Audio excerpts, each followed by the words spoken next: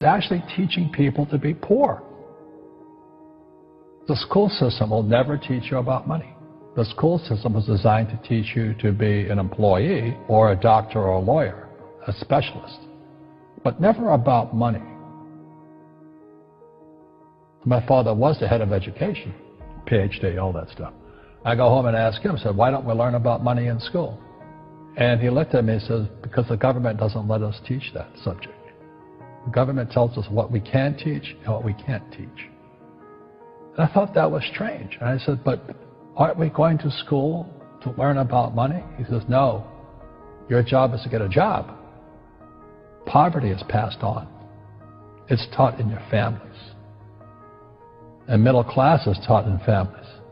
And so the people right now who are sitting at home, who are struggling financially or worried about money or unhappy, they may be making a lot of money, but unhappy with what they're doing, it was probably taught to you. You know, your superego was taught, get a job, work hard, or you'll never be rich, or the rich are evil, or whatever.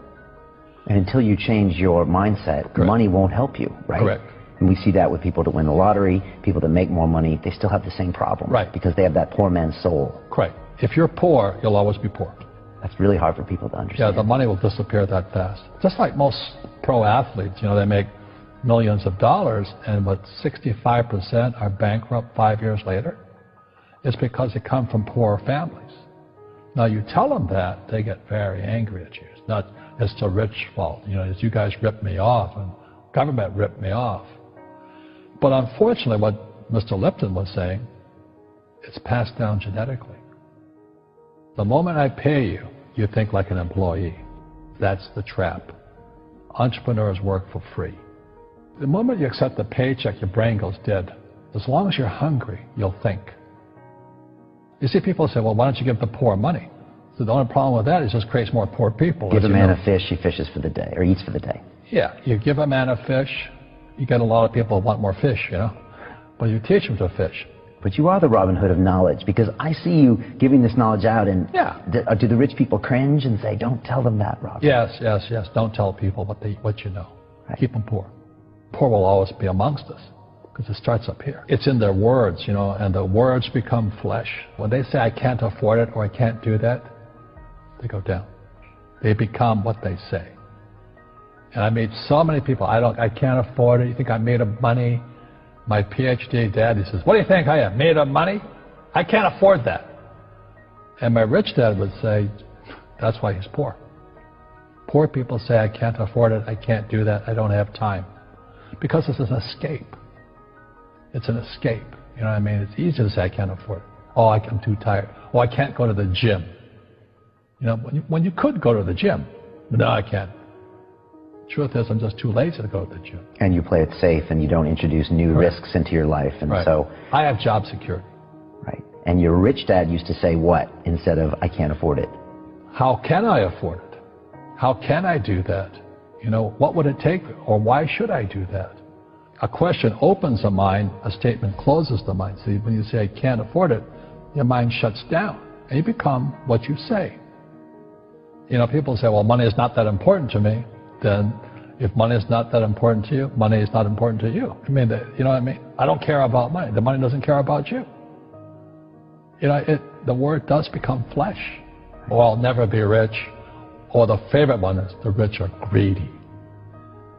It's the poor that are greedy. You know, if you think about it, because to be rich, you have to give something. You know, you have to. I have to produce books and games, and I purchase real estate, I provide housing, provide jobs and all that. That's why I'm rich. But greedy people produce nothing. Oh, no, it's the rich that are greedy. And I'm going, hey, sports fans, you know, you point a finger forward, 3 are pointing backwards. And so, as we know, there's a big attitude problem against the rich today. We all have fear. You know, to be truthful, we all have fear. It's just how you deal with it. You know, Einstein said, you know, imagination is more important than knowledge. But knowledge empowers imagination. And what most people lack is real business knowledge, like accounting, you know, like debt, like taxes. You got to know that stuff. But they don't teach it in school to anybody. You know, people who are afraid of making mistakes, like they teach in school, they don't ever grow. Because spirituality is there's good and there's bad, there's right and there's wrong, there's up and there's down. Most people only want to be right, they only want to be positive. Well, you can't have that. That's not reality. Every time I failed, it was like, good. I said, okay, what have I learned? And the average person, the reason they're poor is they haven't failed. You know, they play it so safe. They haven't made any mistakes like they're taught in school. That means they don't learn anything. That's why the school system's actually fundamentally corrupt. It's anti-education. And I think what most people do is they let their parents or their friends talk them out of life. So afraid of failing. But failing is how we succeed.